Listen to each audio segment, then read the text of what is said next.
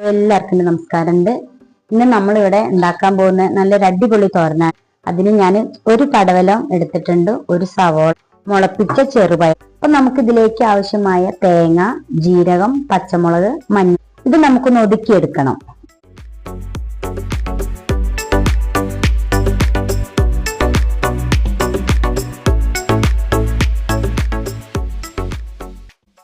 അപ്പോൾ നമ്മുടെ അരപ്പിട റെഡി ആയിട്ടുണ്ട്. ഇനി ചെറുപയറിലേക്ക് ആവശ്യത്തിന് ഉപ്പിട്ട് കൊടുക്കും. ഇനി ഇതെല്ലാം കൂടി നമുക്കൊന്ന് മിക്സ് ചെയ്തെടുക്കാം.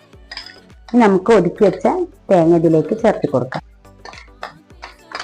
നമ്മൾ നന്നായി മിക്സ് ചെയ്തിട്ടുണ്ട്. ഇതിലേക്ക് 2 തണ്ട് കറിവേപ്പില ഇട്ട് കൊടുക്കും. ഇനി നമുക്കിത് കടുക് പൊട്ടിച്ചിട്ട് അതിലേക്ക് ഇടാം. ചട്ടി അടുപ്പത്ത് വെച്ച് ഗ്യാസ് കത്തിച്ചിട്ടുണ്ട്. ആവശ്യത്തിന് വെളിച്ചെണ്ണ ഒഴിച്ചു കൊടുക്കും. എണ്ണ ചൂടാകുമ്പോൾ കടുക് ഇട്ട് കൊടുക്കണം. എണ്ണ ചൂടായിട്ടുണ്ട്, കടുക് ഇട്ട് കൊടുക്കും. കടുക് പൊട്ടിയതിന് ശേഷം നമുക്ക് 2-3 വറ്റൽമുളക് ചേർത്തി കൊടുക്കും. ഇതിലേക്ക് നമ്മുടെ കൂട്ട് ചേർത്തി കൊടുക്കണം. നമ്മുടെ തോരൻ തട്ടി പൊത്തി വെച്ച് കൊടുക്കണം. ഒരു 5 മിനിറ്റ് മൂടി വെച്ച് കൊടുക്കാം. നമ്മുടെ തോരൻ ഇവിടെ വെന്തിട്ടുണ്ട്.